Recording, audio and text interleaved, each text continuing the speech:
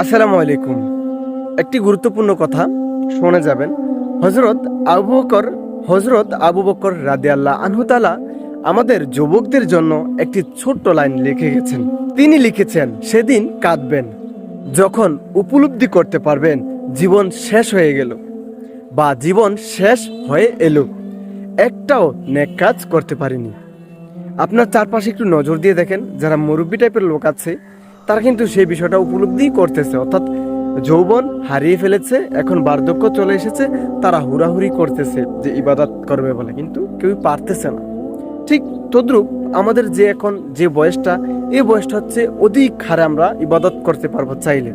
এখন যার যার জ্ঞানে যার যার জন্য প্রচুর পরিমাণে ইবাদত করতে হবে। আপনারটা আপনি ভালো বোঝেন আর আমারটা আমি ভালো বুঝি। আর এই মেসেজটা আপনার কাছে পৌঁছে দেওয়ার দায়িত্ব ছিল, তাই পৌঁছে দিলাম। ধন্যবাদ। আসসালামু আলাইকুম। আবার পরবর্তী ভিডিওতে দেখা হবে। আল্লাহ হাফেজ।